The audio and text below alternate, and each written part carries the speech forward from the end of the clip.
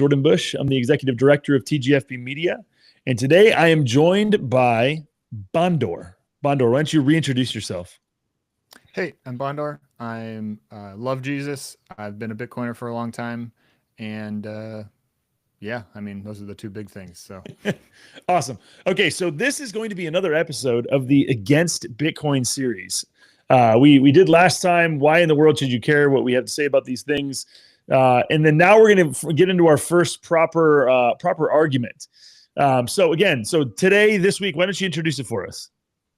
yeah, so this week we're going to be looking at the uncertainty of riches and Bitcoin's volatility and prudency, or oh my goodness, start over. Okay. This week we're looking at the uncertain riches, Bitcoin's volatility and prudent stewardship, and how Bitcoin plays into that, and how we have heard so many arguments against Bitcoin from the premise of it's too volatile, thus it's irresponsible to be exposed to Bitcoin. Exactly. This is one of the, if you've been in Bitcoin for any length of time and have tried to talk to more than probably 5 people about Bitcoin, volatility is one of the first things that comes up. People have a strong aversion to Bitcoin due to its what amounts to its dollar denominated price volatility. It's not even anything properly to do with Bitcoin. It's just this certain denomination of Bitcoin. So why don't you just kind of introduce this for us? What are some of the, so again, here's the structure of this. What we're going to do is we are going to steelman the case for avoiding Bitcoin on the basis that of its volatility. Okay, we are going to go straight to the scriptures. We're going to look at just different things that the scriptures say about volatility or uncertainty of riches. We're going to look at a bunch of these things, and then we're going to these are just general principles, and then we're going to demonstrate how Bitcoin seemingly violates those things. And then in the end, we're going to kind of come back around and we'll re-examine them in the spirit of, many of you probably know the proverb where it says, the one who states his case first seems right until another one examines him. And so that's kind of going to be the goal by the end of this, the second half of this podcast. So Bondor, I'll let you kind of lead in here. Okay. So what is your make the case? Okay. So just starting off first off, I found this in researching this case. I found this quote from Gary North, who is call him famous or was a famous Christian economist, and he has written. He was aware of Bitcoin in the very beginning, because he was up to date on this stuff, and he was just there, right? And he was very against Bitcoin. One of his primary arguments against Bitcoin was the volatility argument, and he has this quote. It's just straight to the point. The volatility is gut-wrenching. Gary North, like 2014 or so. Okay, so before we can get into the volatility, we should probably define what volatility is, and that is, volatility is a measure of how rapidly some's price changes, right? And that can be in the range in which it changes as well. Something with very high volatility, you would expect it to have a lot of uncertainty about if it's going to go up or down, and how wide it's going to go up and down. High volatility, highly volatile situation can go it's totally unknown, very unpredictable. Yeah. Very low volatility situation is it's steady. There's not a lot of price fluctuation. You can have a lot of assurance about its velocity or direction, and you can predict going forward about how something will act in terms of its price. Yeah. Okay. So with that in mind, the Christian calling to faithful stewardship of God's resources stands in apparent tension with Bitcoin's inherent price volatility. This examination explores the theological concern arising from entrusting God-given resources to a monetary asset characterized by dramatic and unpredictable value fluctuations, potentially placing the believer in opposition to biblical principles of wisdom and prudence. So first up, Bondor, we got to get into those. What does the Bible have to say about wisdom and prudence? Let's see what we have what the scriptures say. So 4 principles: stewardship as divine mandate, the call to prudence, generational responsibility, and called to account. All right. First principle. Stewardship is a divine mandate. Stewardship is a divine mandate. Psalm 24:1 declares, "The earth is the Lord's and the fullness thereof, the world and those who dwell therein." Christians acknowledge that all possessions ultimately belong to God, and we are merely stewards entrusted with their management. Amen. All right. So we have the base layer, right? We were created by God. Everything was created by God. Everything is owned by God. Yes. God just entrusts us to participate, manage, and be good stewards of what he's created. It's not ours, it's his. Yeah. And so again, this can include, obviously, this includes our time. This includes our resources, physical resources. This includes, if God has given you children, this includes them as well. This includes other relationships, all of these things. To be a Christian is to be one under authority, and somebody who has been, we are not our own authority. We've received a temporary authority from the Lord, and we're going to give an account for how we stewarded those resources. So that's the first one. This is big picture. We're not even close to Bitcoin yet. Bitcoin's a part of this. Finance is a part of this. Like all this stuff. Okay, so now take it a little bit deeper, or not a little bit deeper. Zoom in a little bit. Yeah. Okay. Second principle: the call to prudence. In Luke 14:28, Christ explicitly teaches the importance of careful financial planning when he asks, "For which of you, desiring to build a tower, does not first sit down and count the costs, whether he has enough to complete it?"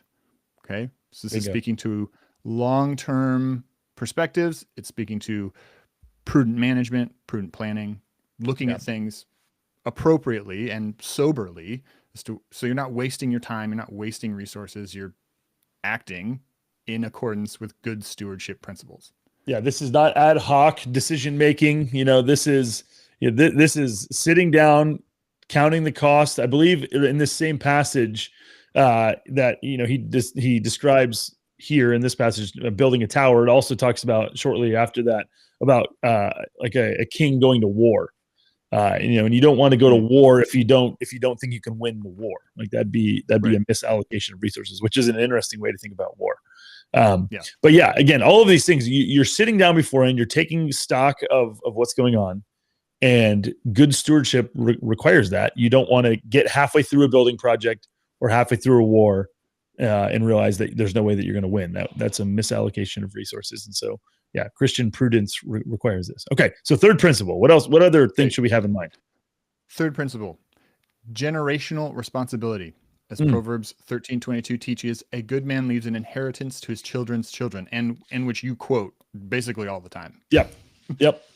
Correct. Yeah. So in this case, you've got, so it's not just responsibility with stewardship of your resources for your own sake and thinking about the fact that you're going to die someday. This is not some radical individualistic view. The scriptures give this multi-generational view. So, so one of the things we need to think about as we're thinking about stewarding our resources is, the goal of leaving responsibility and the responsibility of leaving resources to, again, according to this, it's not just our children, even it's to our children's children. Obviously there's people who aren't able to do this because of different situations, but all things being equal, this is something that, every Christian should be thinking about. Correct. Yep. All right. So then fourth principle. Finally, fourth principle, we get to, okay, we've settled on, again, this is all just biblical standard Christian stuff. Yeah. You'd be hard pressed to find a Christian who doesn't affirm or believe any of this stuff. Yeah. Okay. So finally, in the parable of the talents, we're reminded that we are called to account. That, hey, not only are you called to be a steward, you're called to be a good steward. And at the end of all of this, you will answer for your stewardship, for better or for worse. Yep. The sowing that you did will equal the reaping that you get. Yep. Yeah. So again, no objection there. So these are super, super standard things. Now, again, there might be some people listening, who don't have this foundation. And so, in that case, awesome. Review. Now you've got a handle on 4 very foundational basic principles of how Christians should think about, their lives and the things that God has given to them. Okay, so those are just basic things. Those are true of anything. Now let's apply these to Bitcoin in particular. So let's look at these. So we'll look at first at Bitcoin's unprecedented in quotes volatility. What are your thoughts on that, Steve? Yeah. Bongo. Okay. What are your thoughts on that, Bongo? Now we have to consider how Bitcoin plays into this. Okay, so likewise, we have 4 points. It has unprecedented volatility. It has speculation over production. There's trusting in uncertain riches. And there's the last point of intergenerational risk. So to begin with, unprecedented volatility. Bitcoin's price historically demonstrates extreme fluctuations with swings of 20 to 50% in days. I don't know if it was ever a single day, but I think way so. up there in a single day as well. Yeah. In days and weeks. And that's common. So 50% down in a week, right? Yeah. Such dramatic changes make Bitcoin more akin to gambling than to prudent investment, contradicting the biblical call to wise stewardship. Yeah. So that seems pretty straightforward. You'd almost convince me. I mean, that again, it seems like, why would you want to interact with something that's super volatile? That doesn't seem prudent. That seems like you could get yourself in a lot of trouble if you did this. Let's continue on. So second, I mean, like it's so extreme. It's almost like gambling, right? Like if you go and gamble, you're throwing down $100 on black, right? Sure. And then, well, hey, maybe it's $200, but maybe it's zero. Sure. That's what you're talking about with the extreme volatility. That's gambling volatility, essentially. Yep. Right. Yep. It certainly does seem like that. Yeah. Yeah. Okay. So secondly, speculation over production. As the parable of the talents shows us, those who have been given stewardship over possessions must make those resources useful. Because of the extreme volatility, Bitcoin investment often represents pure speculation rather than productive capital allocation, potentially violating sound understandings of wealth's purpose. Okay. So the idea here being,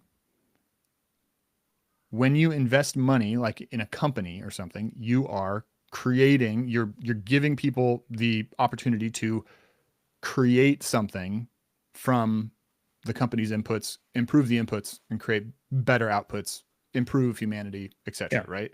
Yep. With Bitcoin, like, what are the inputs and outputs? It's like the inputs and outputs are like, you put money in and you just get the volatility coming out of the other end. That's not really productive, right? Yeah. It seems like you're kind of just go ahead. Yeah. Yeah, it seems like you're just kind of burying the resources. Like, it seems like you're kind of taking the resources out of commission, out of the productive economy, and kind of burying it on the sidelines to where it can't be used. And you're kind of doing this in the name of, again, speculatively, you're kind of doing this in the name of getting wealthy. Many people would say many people would only look at this and only think that that's the only motivation for people who are doing this. So again, there's some assumption on their part. There's definitely truth in the assumption with many people, but yeah. Okay. So that's the second one. Okay. Now what about the third one here? What's our third objection? Trusting in uncertain riches.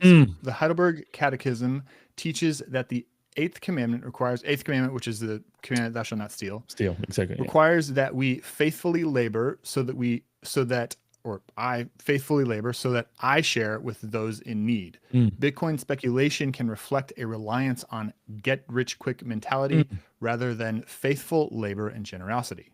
Right. So again, back to the gambling thing. You are not, and the productive resources thing. Yeah. You are not doing this for good reasons. You're doing this to gamble, participate in the extreme volatility and risk for what? You're essentially just playing greater fools. You're doing, it's essentially, stealing if you really want to push it as far as you might be able to push it with this argument, right? Yeah. You're stealing what should have been given for more important purposes. Yeah. Yeah. And again, I can definitely understand how people, would see this way. Again, a lot of this comes down to where you're hearing about Bitcoin. A lot of this comes down to, just your reframing for it. But that definitely does. I can definitely understand how somebody would think that. All right, unpack the intergenerational risk. So last point, intergenerational risk. The Westminster Larger Catechism teaches that the fifth commandment requires preserving the honor and performing the duties belonging to everyone in their several places and relations. Okay, exposing family finances to Bitcoin's extreme volatility could violate duties of dependence. Duties to dependence. Yeah. So again, if you're putting this hard-earned capital at risk, again, you've denied yourself, you've served your neighbor, you've been compensated in return. These are scarce resources. If you turn around and just dump these things into Bitcoin, which is volatile, it's only been around for 16 years, et cetera, you could potentially be putting, your descendants' resources at stake, and by extension, you could be violating your duty to them to care for them and leave them an inheritance.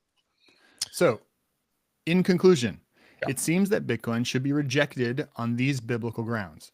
Its extreme price volatility appears fundamentally incompatible with Christians' duty of faithful stewardship, prudent financial management, and focus on eternal rather than temporal treasures.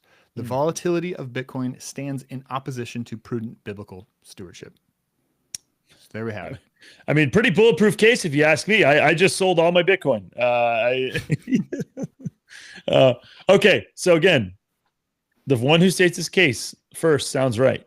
There's some things that superficially, there's lots of verses used there. Bible was quoted, but let's kind of dig a little deeper. All right. Well, I'll let you have the first crack. Mm-hmm. Why don't you go for it?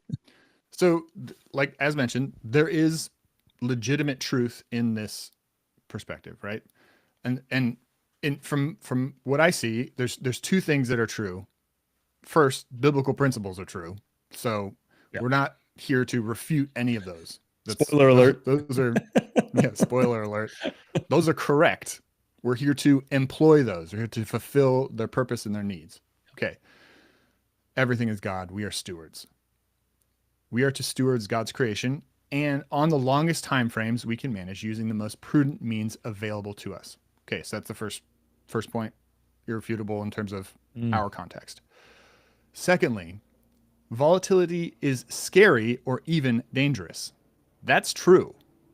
Okay, we're not going to paper over the fact that volatility is dangerous. If you want to engage with volatility, you need to engage with it responsibly, right? Because we're called to be responsible stewards. Mm-hmm. Okay. But however, when taken together and applied to Bitcoin, the argument becomes misplaced. And here's why. There are 4 levels to seeing how this is misplaced. Again, 4 points: surface level, professional level, academic scientific level, and then a higher philosophical level. Okay, so first is surface level. So the case presented above against Bitcoin only really touches on the surface level implications of volatility. It frames volatility as dangerous and as such imprudent. However, this is the same error that the unrighteous steward makes in the parable in the talents, acting out of fear and not faith. He goes and he buries the talent which is entrusted to him instead of investing it, instead of appropriating it correctly. Right. He just says, I am scared, and therefore I'm scared. You reap where you do not sow, master. Yeah. I'm scared, so I'm gonna just bury this and I'm not gonna deal with this, right? Right. So let's review the parable for those maybe who don't know. So you've got this master. He's going off on a trip. He leaves. He gives one of his stewards. He gives him 5 talents, which is an amount of money. You have another one. He gives 2 talents, and then another guy he gives 1. So the first guy takes it. He puts it to use. He ends up doubling the investment. Second guy, he takes his 2 talents. He ends up doubling the investment. Third guy, he takes his 1, and for some reason he buries it in the ground. And so basically the master comes back, he hands him back the resource. So, and again, interestingly, to your point, it's only the one who doesn't take risk, who doesn't put the capital to risk, who is actually rebuked and called lazy. Like that's, he's called, it might be lazy and wicked, or I know it's definitely lazy. He calls him a lazy servant. So, okay. Yeah, that's a good, counterpoint, right? Because the temptation can be for us to think that anytime you're putting stuff at risk, anytime you're risking capital, that is, you should kind of be wary of that. But here we actually have something like a data point that's showing us kind of the exact opposite. It's the guys it's the guy who's trying to avoid risk, who's kind of rebuked. Okay. That's helpful. Right. So as it applies to volatility, when viewed rightly is a tool to be used, a vector to be managed. Just like we're to steward everything else, we should be stewarding volatility. Volatility is part of God's created order, right? Okay. We should be looking at it in the best way, the most sound ways that we can. Okay. Do we expect that this, what's the range for this volatility? How does that apply to other assets in our portfolio? How does this, how do all these pieces connect and interact? Like let's prudently evaluate what the volatility is, right? Yeah. So volatility is not something to be rejected whole cloth, wholesale just rejection of this, but we need to obviously be aware of it. We need to we need to think about this and take it seriously. Because as the parable of the talents demonstrates, volatility goes both ways. Yeah. You could lose all your money. Yep. Right. As the unfaithful servant demonstrates or believes. Right. Yeah. But you could also double your money, as all the other faithful students or stewards show.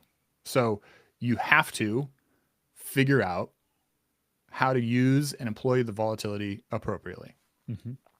Which brings us to the second point, which is a professional understanding and professional digesting of volatility. Okay. So anyone who has professionally managed money knows they have to deal with constraints and hit goals. Part of this means that they must take measured risks, and volatility is a very important metric to understand risks and capital allocations. Yes, volatility can be scary, but this also presents an opportunity. Strategies like modern portfolio theory, usually colloquially referred to as the traditional 60-40 portfolio allocation, will perform better with properly weighted, usually small, baskets of volatile assets on long time frames. MPT uses volatility as a tool to improve the returns of the portfolio. This is where you get the alpha, beta, like you want to increase your alpha, which is your return. You want to reduce your beta, which is your risk, etc. There's a whole equation for it. We don't have to get into that here, but this is a standard thing. Yeah. So what you're saying is it's not just the diabolical Bitcoiners who are out here just, dealing with volatility. You're saying this is something that everyone has to deal with. Okay. Correct, yeah. Nobody can escape volatility. Yeah, nobody can escape volatility. So it's something everyone has to deal with, because again, if you want to get a larger return, you have to, be willing to take a greater risk. You potentially have to be willing to wait longer as well, right? Like that's another thing that can go with this. Well, it's not. So another thing that's important to differentiate here, it's not just about volatility. Is not just in terms of modern portfolio theory. Volatility is not just about trying to get a greater return. It's also about, you want to have allocation to volatile, non-correlated assets like Bitcoin. One of the reasons it's non-correlated is because it's volatile. You want to have that exposure because it hinders lessens your drawdown risks as well. So it exposes you to more upside risk and reduces your drawdown risk. Now, this is something that over the last couple of years has made a huge splash in financial circls, because everyone started realizing that, we've been allocating all this risk, and then they backchecked their portfolio strategies and looked at had they included Bitcoin in their portfolios, and they were all their performance would have just, like, even if they'd allocated 0.1% to Bitcoin, It would have been like they so would much have, higher. yeah, they would have radically reduced their risk and Mm, improved their upside potential. Like, and that's why every single, but that's why that's like all the pensions and everybody else who doesn't or isn't legally allowed to get exposure to Bitcoin. That's why they're flocking to instruments like MSTR and all the other sure. ETFs and all that stuff. So, So what you're saying, so basically what you're saying is that volatility is not a reason to avoid something altogether. It's a reason to size accordingly. correct. Yeah. Basically. Yeah. Okay. Look at your goals, look at your portfolio, evaluate the risk of all the items, and balance your portfolio and figure out what tolerances you can have for particular Sure. amounts of money, right? So Sure. I want to, yeah. Okay. That makes sense. I want to kind of go back a little bit because again, right now, like at this point, we're kind of just talking on a financial level, right? Like we're talking about financial volatility, investment volatility. What I would like to do, I think it would make sense just to kind of look at just the idea of investment like itself. Like investment actually is like you're taking a risk by investing in something. Like anything that you invest in, any business you start, like there's a risk involved there, regardless of how big or small you actually think it is. And so I think I think that's maybe something that isn't understood as well by people. Is yeah, anything that you do is a risk. Any expenditure of capital, again, you could have this the best plan, the best situation. And if you start a company in California, you're only one earthquake away from having your otherwise good plan, laid waste. Every time you get into a car, you're one car crash away from. Exactly.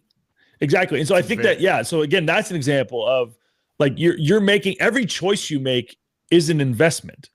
Like you're calculating risk based on what you perceive to be, the threats versus the benefits.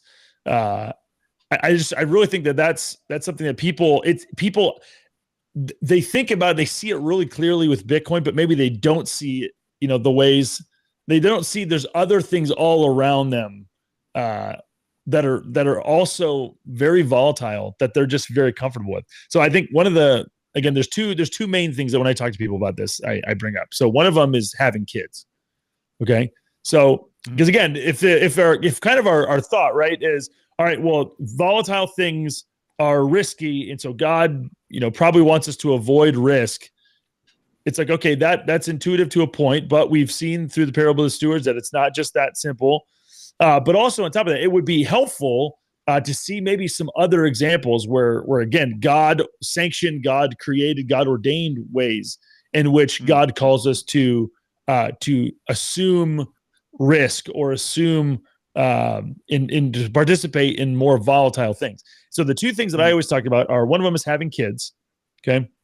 When you have kids, they don't come out as adults. Your life becomes very volatile. Correct. Yes. Like your life becomes volatile because children's lives, especially babies' lives, are very volatile, right?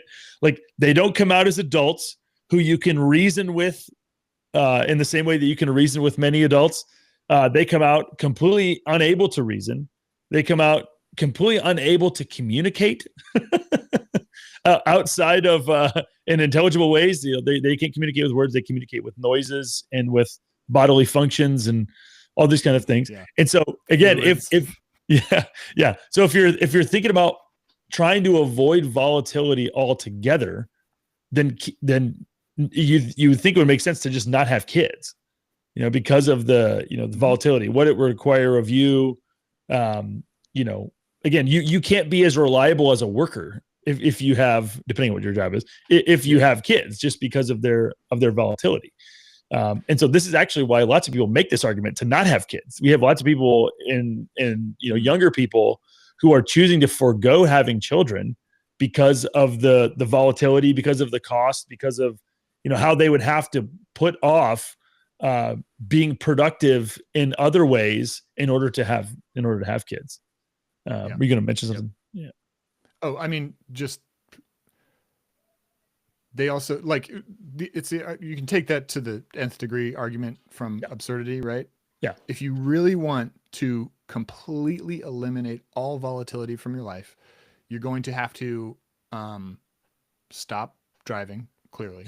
Yeah. Probably stop working because career risk, right? Yep. You're going to have to stop eating because you could get poisoned. Yeah. You're going to have to stop breathing because the air has pollutants in it. Yeah. And if zero risk, no volatility is your God, you are dead. There's you cannot be alive and also believe that this is your God. Yeah. Right? Volatility is the price of life, right? This is other people have said this. Yeah. Okay. So that's one thing. Okay. So again, we're trying to defend this idea that there are very volatile things that God has ordained, he's put in our lives, and he wants us to participate in. And not just wants us to participate in, but are some of the actual purposes that he put us on the earth for. Like, these are some of the most important things. So having kids is one of these. The other thing that falls into this camp is like our own food supply. Like, so much of our food is totally reliant on processes that are very, very risky. So again, you have like crops. I use this example all the time. So imagine an alien came down, and an alien, he just asks you, hey, where does, he sees a banana on your table, and he's like, hey, where did that banana come from? And you're like, well, we there's seeds inside this banana. We plant them in the ground. They get we put water on them, or it rains on them, which is outside of our control. And we make sure they get sun, which most of the time is out of our control. And then the seeds turn into plants. And so the alien's just dumbfounded. He's like, wait, what? And so he's like, what? Wait, so what? So then what do they do? And you're like, well, yeah. So then the trees, over time they produce actual fruit. They produce those things, and then we eat them. And incredibly, the nutrients contained within the piece of fruit or the vegetable actually correspond with our needs. And so those things actually give us life. And the alien is just dumbfounded. He's like, that's incredible, the fact that would happen. And then you say, yeah. And then, about once a year, everything just dies. And the alien goes, what do you mean everything just dies? Yeah.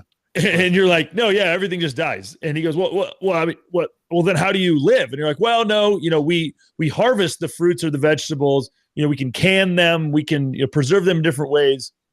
And we do that in such a way that it allows us to budget for the amount of time that we'll have until the fruits and vegetables will come back and the trees produce more of them. And so the alien goes, well, how do you know that the trees or the bushes are going to produce more? And you go, well, I don't have a contract or something, where I don't have some sort of guarantee, but generally speaking, that's what happens. And so the alien just looks at you, again, stupefied. Away. Yeah. The alien looks at you stupefied and goes, you're entrusting your entire life to that kind of a process that's just outside of your control. That's so volatile. Why that's so risky? Why would you do that? And so obviously somewhat tongue in cheek, but at the same time, like that's the reality of the world we live in. Like we have to rely on the processes that God has made, and even more concretely, we have to rely on God. Like, there's tons of things that are out of our control, that are cyclical, that are seemingly risky, but that's the world that we've made. And so many people, when they object to Bitcoin, they don't take into account those two things, those two areas that are, again, we can't live without kids. We can't live without, again, you could talk about animals as well. Animals are super volatile. They can run away. They can fly away. They can do a whole bunch of stuff. So I think both of those are examples where we're seeing that this idea that Christians should avoid volatility, or should limit their exposure to volatility, just isn't as straightforward as some people might want to think. Correct. On the one hand, there is actual gambling and true volatility, like living a volatile lifestyle of debauchery, etc. Correct. And then on the other hand, there is completely trying to get rid of all volatility. Yeah. Both of those end, like, you go down the one way, it'll end in death. You go down the other way, it'll end in death. What you have to do is manage this properly and be a steward and take the straight, narrow path down the middle, right? You can't be on either side. So again, why don't you kind of unpack this? Because there's a lot of people for whom, Bitcoin just seems like gambling. Like, how would you differentiate investment in Bitcoin, the super volatile thing, from proper just gambling, which is also obviously very volatile? How would you differentiate those things? Well, I mean, for one, everyone knows, and you can do the math on it. The house always has an edge. The house always wins. Sure. So that's, in terms of gambling, that's where that's at. Sure. In terms of Bitcoin, it's a similar thing. You do the math on it. You do like the fundamental research on what Bitcoin is, like what are its guarantees? How does it work? Like how does proof of work work? Like what are all of these things that allow Bitcoin to function in the first place? Yeah. You have to deliberately go down the path and figure that stuff out. You have to, it's the exact same, like, hey, this is reality that God has stewarded us with. We need to do whatever we can to try and understand the reality, to steward it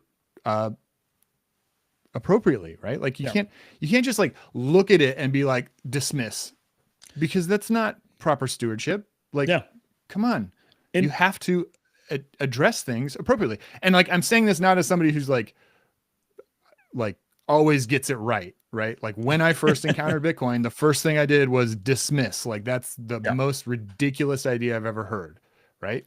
Yeah. And years later, you have to go through the process of figuring it out and repent and come back to, okay, what is God's created reality and how does this work? Yeah. And I think another thing along with this is there's you have to have categories for things that seem intuitively obvious that are not intuitive. Like there's things that seem intuitively true that are just not. So intuition has to be tested by reason. And I think there's a lot of people who they hear about Bitcoin, they see it, it seems too good to be true. And again, they dismiss it on the grounds that it seems to be too good to be true, or it seems scammy. Again, this is not to compare the relative importance of these two things, but this is the same reason why a lot of people, just don't believe in like the resurrection of Jesus. Like if you just superficially, if you just initially look at this thing, you're like, this violates my known experience, my lived experience. This doesn't seem like it can actually be true. What are the odds of this actually happening? There's not been tons of resurrections happening that we know of. All this kind of stuff. It's easy to just trust your intuition and to look at the outward appearance, to quote a biblical thing. Like man looks on the outward appearance. This is just generally what we do. It's a descriptive reality. And again, but that's a danger. That can also put us in danger, right? God gave us eyes for a reason. Obviously, we ought to use our eyes, and we want to gave us a brain for a reason. Gave us a brain. He wants us to take into account what our brain and our eyes do, but we also have to be willing to be honest about what we do and don't know. And I think one of the things that we've both seen is that there's lots of people who speak authoritatively about Bitcoin based on a superficial interaction with it. Or even a partial interaction with it. There's people who've interacted with it in a partial way, which the part that they're seeing and talking about is true, but without the rest of the context of the rest of the whole, it leads people to a lot of bad conclusions. And I think honestly, that's what the error Gary North made with regard to Bitcoin. He looks at it, he looked at it from, rest in peace. He looked at it from a perspective of price, adoption, volatility. What are these metrics telling me? They're telling me that it is a dead end, that this is not the thing that you guys think it is. Yeah. Right. Yeah. Had he gone down the rabbit hole a little bit further and evaluated the code, evaluated the game theory, evaluated the economics of how this stuff comes about, and also the, just the supply cap and how it's related to Bitcoin. He also wrote extensively on inflation as an economist, as a Christian economist, and how evil it was. Yep. And to my knowledge, I mean, he's got a whole bunch of stuff that I have not consumed at all, but to my knowledge, does not make that connection to Bitcoin as in there is a supply cap, 21 million, which is absolute. So there is no inflation, and instead just defers to the anti-volatility argument. And that's where my understanding of his work, that's kind of where he leaves it. Yeah, the fun Gary North story. So when we wrote Thank God for Bitcoin, like his book Honest Money was one of the two books that really impacted us. And so we reached out to him. He was still alive at this point. Although I will clarify, he's never been more alive. All right, he's with our Lord. But we just reached out to him and asked him if he would be willing to write the foreword for our book, like read it and write the foreword. And he said, absolutely not. Like Bitcoin's a scam, the whole deal. So now whenever people ask me, ever since he went to be with the Lord, people ask me, I tell them that, honest money was super important. And people ask us, was Gary North a Bitcoiner? And I always say, he is now. Yeah. The other thing though, and this gets at that, this is why I'm sympathetic, like to kind of to his objection to it. And to a lesser degree, people like Dave Ramsey, right? They are so used to their audiences, I guess this is more Dave Ramsey. They're used to their audience running after every scam in the book. And so they tend to just want to just do, have a harsh response right away because this looks so scammy, and we fully acknowledge that. But again, it's not an excuse to just talk about things that you don't understand. The last thing that I would say too is timing matters. Timing matters a lot. And so this is something where, if you read in the book of Ecclesiastes, you have Solomon talking about the fact that there's a time for everything under the sun. There's a time to die. There's a time to live. There's a time to be born and a time to die. Like I guess I just said that. There's a time to plant. There's a time for celebration, time for mourning, time for weeping. And so so what those passages display is that sometimes there's a time to do the exact opposite of the thing that would be timely and prudent in another point, in another context. So so it's like, does it make sense? Is it absolutely good to plant seeds? The answer is no. It would be very poor stewardship to sow seeds in winter. Like depending on I'm sure there are some crops where you do this in winter. So this is obviously, but like there's planting seeds in tundra is probably just a waste of time. Exactly. There's times like timing matters a lot. And so we're not talking about like Bitcoin in a vacuum. Okay. Even though you could make, there's a case that like Bitcoin, no matter what the time is, it's a good time to do this. But the timing of this matters a lot. And there's a bunch of factors that are going on that renders Bitcoin, a very valuable, valuable and useful tool, even in spite of its dollar denominated volatility. That's the other thing, is it's not just like volatility is the only factor that we consider. There's other factors to consider as well, that would render that basically should make people want to consider Bitcoin. What do you want to name, like maybe one or two of those just that come to your mind? Well, I mean, as already mentioned, 21 million supply cap. Yep. Like the Bible is explicitly clear about you should have a just weight and measure. Yeah. Affirmed by what Jesus says, which is with the measure you use, it will be measured back to you. If you use a measure that is broken, elastic, everything that you receive, all the sowing you did was elastic. All the reaping you do will be elastic too. Yes. And it's just, you can't, all the truth you sowed was elastic truth. It was like, oh, sometimes it's true. I don't know. Yeah. All you're going to get back is just like ontological problems of like, is real real? Is sometimes it is. And sometimes it just goes on like that. Right.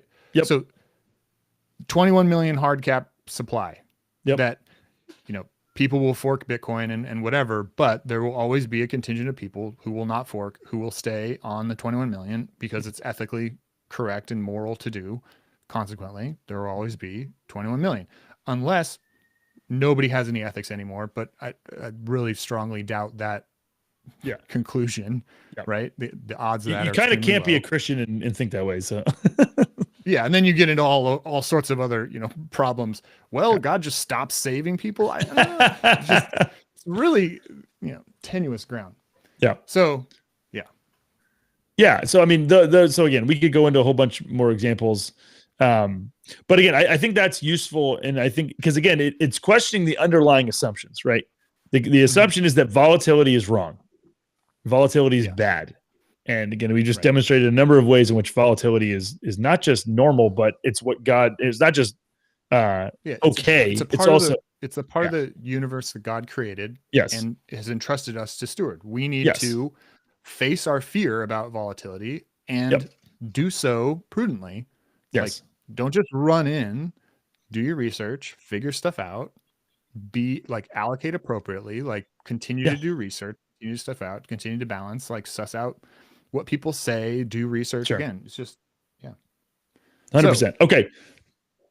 Now, Professional level. Let's look at no, this. so that's the Sorry. professional. Like by Okay, and that was large, the okay. professional. Yeah, the professional level is the modern portfolio theory. And yeah, to recap, professional level says modern portfolio theory is the way to go. 60-40 portfolio, and consequently, you need some kind of exposure to Bitcoin, probably small. In a basket of other, like you'd have different baskets. The most extreme volatile basket, that would probably be where you place Bitcoin, right? Yeah. According to the 60-40 portfolio.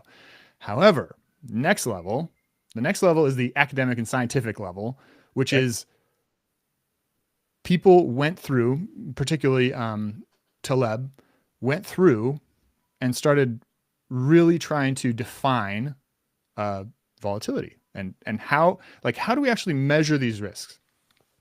And he discovered that, like, what's the distribution of volatility, right? Is it on a bell curve? Is it on some other kind of like statistical distribution? What he found was that, well, yeah, it's not on a bell curve. Volatility is not normal distribution.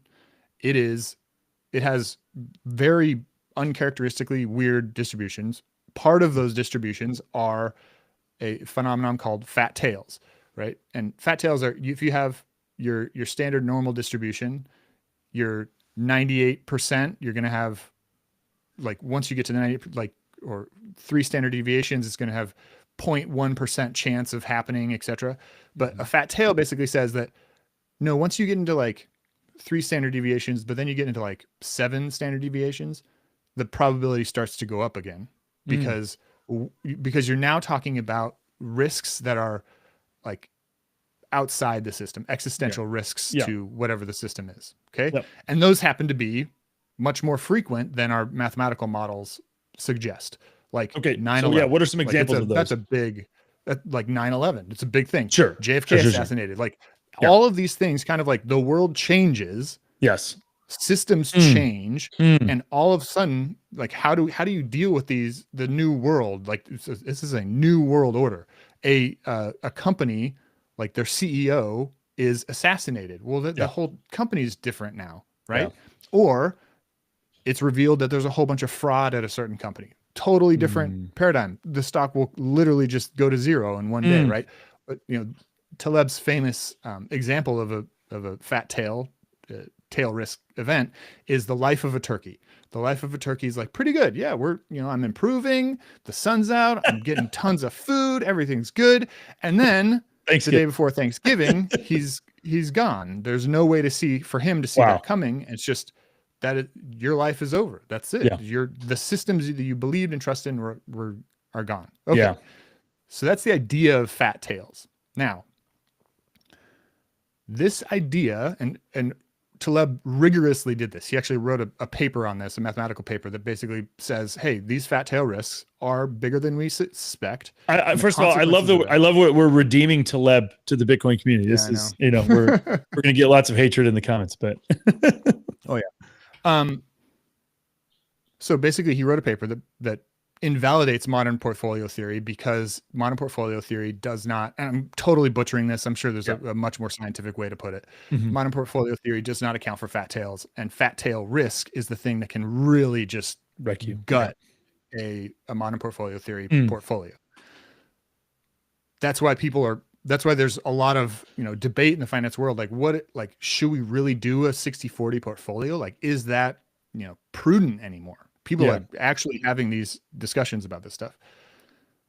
Taleb argues for a more barbell strategy. So instead of doing 60%, wide range of broadly conservative assets and bonds and treasuries and all this other stuff, and 40% of high risk, high yield, high potential, high volatility assets. Taleb basically says, no, you want 90% in the absolute most secure, fundamentally sound assets possible. And then 10% in the extreme assets that also have good fundamentals, that are extremely volatile, but with good fundamentals, right? So the idea here being like, your portfolio should essentially be 90% of it should essentially be insulated from as much tail risk as possible. Yeah. And then the last 10% should be exposed to tail risk, or potentially even overexposed, where if there is a tail risk event, you can benefit to, extraordinary lengths, essentially. So again, this is mathematically proven. You can go find the paper. Maybe we can include in the show notes or something. Yeah.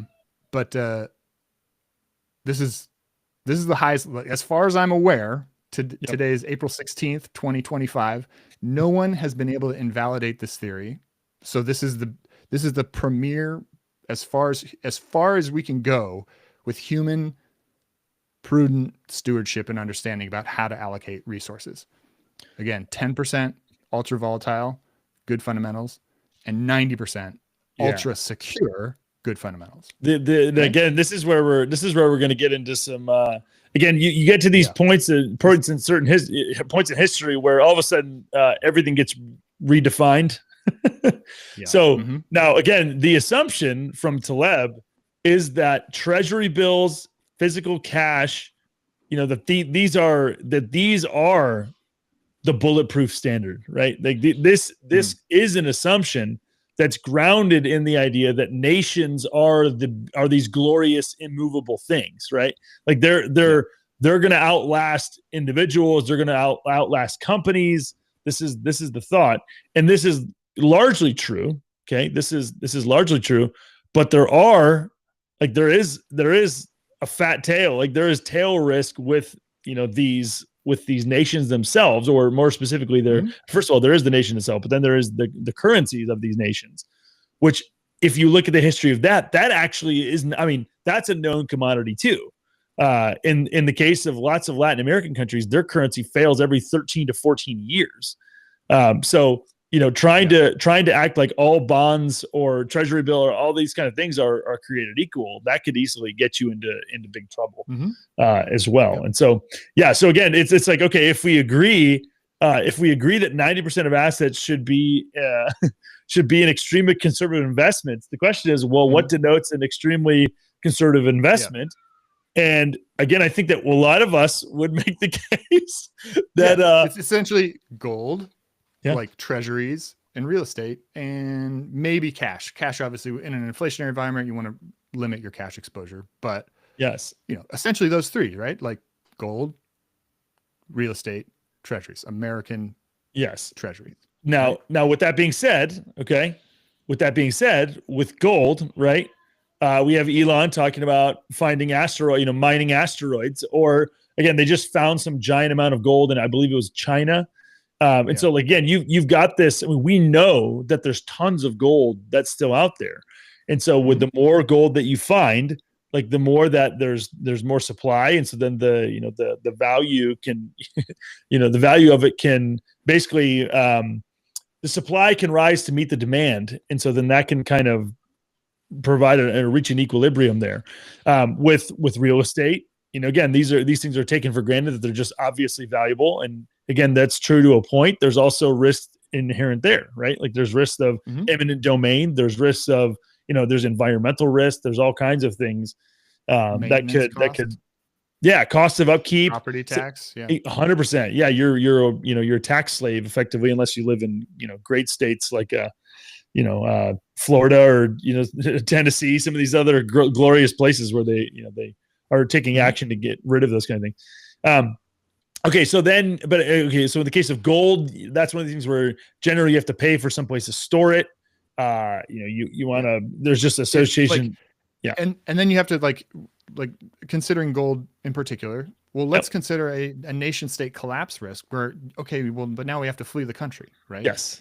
how are you going to cross the border with all your gold? Exactly. Right? Or your land, or, Yeah, it's like all of a sudden the things you thought you owned under extreme fat tail risk situations. Correct. Do you own them anymore? Like Correct. these are really, hold on a second, right? Like Correct. you don't really own your real estate if your country has become a fascist and become fascist or communist, and now nobody owns real estate because nobody has private property, right? Like it's just, how much of this do you really have or own? And this is why it's really important. And we would encourage guys like Dave Ramsey, guys like Gary North, if he were still around, like we would encourage these guys, no, hey, this is why the fundamentals of how Bitcoin works and what it is really matter. Because there are, again, there are things, there are characteristics of Bitcoin that are actually built for situations where, where you have fat tail risk. Like they're perfect. You could not ask for a better asset, given what just the technical ability and the technical use cases for Bitcoin. So again, I talk to people about this all the time. We had half of our church members when I was a missionary in Uruguay were Venezuelan immigrants, and again they all had that same thing. They had to walk across the border on foot because nobody, by the time they wanted to leave, most people didn't have enough money to fly, so they had to walk across the border, and they had to take whatever resources they had with them, and they could bring. They had to just walk it across. So imagine you've got $1,000, 1,000 gold coins. You're having to lug this across the border. And there were two sets of thieves. You had government sanctioned thieves, also known as soldiers, who were there on the border. And then you also had just normal thieves who know people were fleeing, know people were going to bring their valuables with them to try to be able to pay for wherever they're going. And so the physicality of something like gold or silver or cash, is basically it's a liability at that point. And so, Bitcoin is, you can memorize a seed phrase and cross any border in the world, representing $1 billion worth of Bitcoin, and get to wherever you're going and start over. So again, there's a whole bunch of just technical things that make Bitcoin, very, very valuable and anti-fragile, and risk resistant in ways that just a lot of people are not thinking, because the primary lens through which they're seeing Bitcoin is as this. They're seeing it on the cable news, investing shows. They're thinking about it through that lens. And so what we would want to point out is like, hey, there's other lenses through which you should be looking at Bitcoin, because there's other threat models that are out there. Okay, that's helpful. I think that is helpful. To really bring it all home. Yeah. Bitcoin it's a better store than cash, fundamentally speaking, because cash inflates and Bitcoin doesn't. It's a better store than treasuries because there's creditworthy risk with every nation state, and also the market price fluctuations of the treasuries and the debasement that they have of treasuries, and China's going to unload all of their. Sure. It's just okay. Now a little bit of that applies to Bitcoin as well, but it's look at the fundamentals here. A treasury is predicated on the health of a nation. Health, and look at our nation's health in terms of their balance sheet. Health, not healthy. Exactly.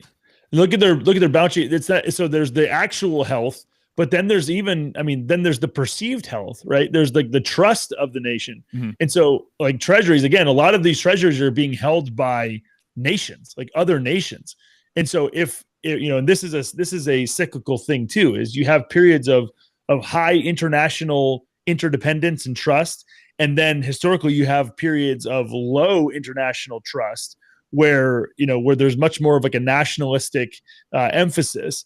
And so if you're putting a lot of trust in a nation at a time when it's a period of more nationalist thing, or if you're putting a high international emphasis and trust at a point where it's more of a nationalist period, you're going to get absolutely wrecked, because you're taking for granted that this trust is just something that exists inherently, and it's just not true. Okay, so and then real estate is the same thing. Was just well, you can't move the real estate. It's basically a liquid, and then everyone knows where the real estate is. Somebody can come destroy your real estate and the rest of it. So there's you go down this list of all the most secure assets, and you see that Bitcoin is more fundamentally secure than each one of them, and offers more value on top of each one of them. So then okay, well, how volatile is Bitcoin? Mm. And then you start to look at the volatility, especially most recently, and you'll start to see that, wait a second, stocks are extremely volatile, especially like new companies and IPOs and all that stuff. Mhm. Like the volatility of stocks in some cases, in many cases, it's way more volatile than Bitcoin. And, for certain periods of time as well. So wait a second. Now we're talking about Bitcoin is the most secure asset that's out there. And it might not be the most volatile. Yeah. And if we're to allocate 10% to the most volatile and 90% to the most secure, what does our asset allocation then look like? Yeah. Yeah. And you're going to have to do the research yourself on all of this stuff. This is not investment advice. Yep. But yeah, that is the point, right? Like these things can change. And you get to the point where, again, all of this stuff, we see these kind of shifts where you have something like NVIDIA, which is, the stock, the price of its stock is low forever. Like it was, it just was nowhere near what it is today. And then within a period of a couple of years, it's one of the most valuable companies in the world because people wake up to the relationship of NVIDIA and what they do to, basically the relationship of NVIDIA to the rest of the world around it. And what we're arguing is that this same thing is happening with Bitcoin. People are waking up. It takes time for people to wake up to the reality of the way that Bitcoin interacts with and relates to everything else in the world. But as more and more people wake up to basically the fragility of their nationalist system, fragility of their local currency, a lot of these different things, they're going to start to look for things that have characteristics that compensate for that volatility and for that that lack of ability to trust. So unlike cash, we see it's better than cash. Okay, well, how about treasuries? Yeah, it's Bitcoin's better than treasuries. Better than treasuries. Yeah. So you're not worried about government trustworthiness. There's 21 million. You're not worried about the government creating a quadrillion more. That was a number I made up. A quadrillion more T-bills or just dollars more broadly. What about gold? Again, you can't take gold across the border. Can't take it across the border.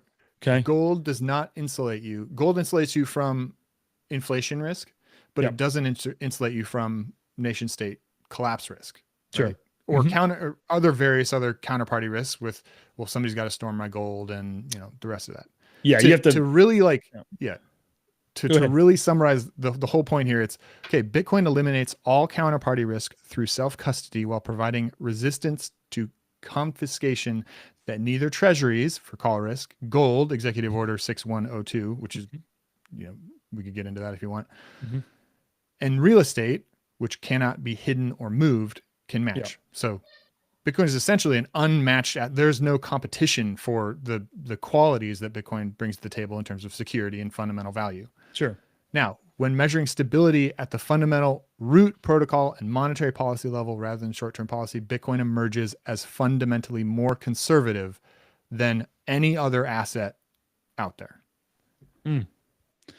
Yeah. So again, I think another way to compare this and think about this. So you've got people who are thinking, "Hey, I've got banks. I've got my money in banks. It's tremendously convenient. I can send money all over the place. I can pay people. I can use my debit card a lot of places. Bitcoin.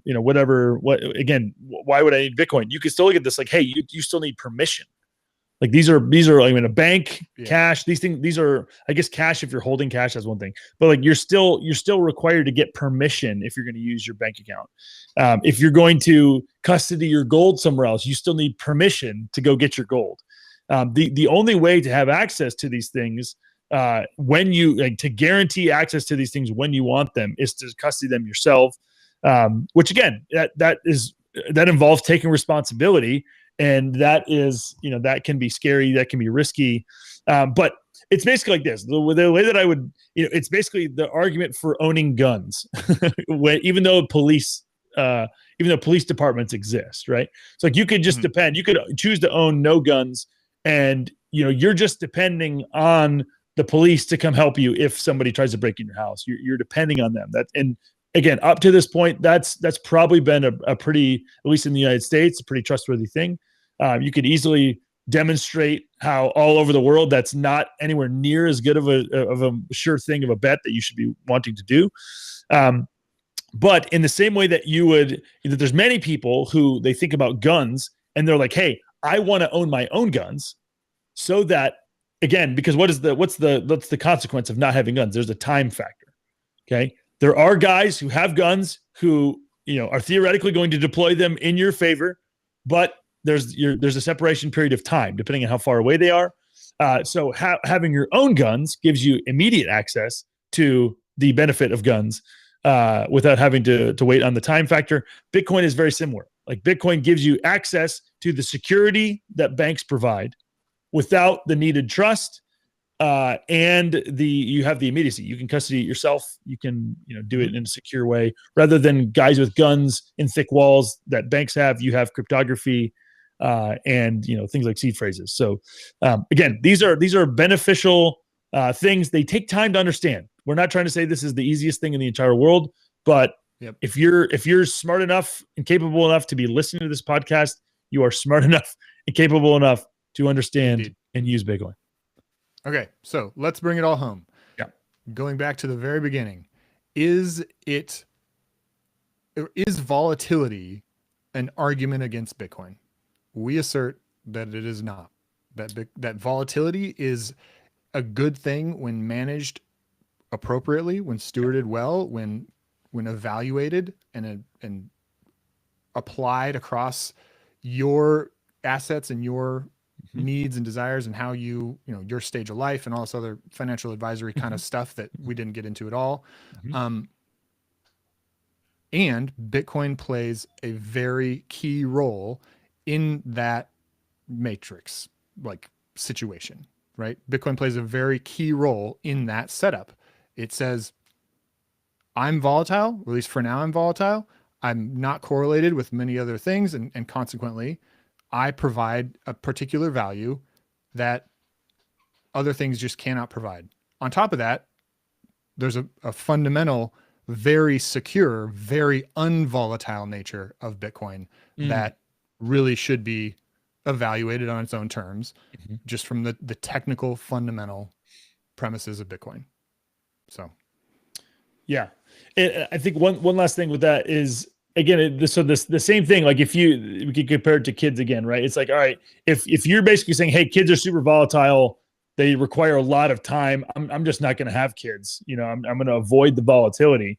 Okay, you're going to look smart for a period of years, probably even potentially a period of decades. But what's going to happen is you've got the tail risk of you're going to get old. Unless you die young, which is a bummer, you're gonna get old, and you're not gonna have someone to care for you.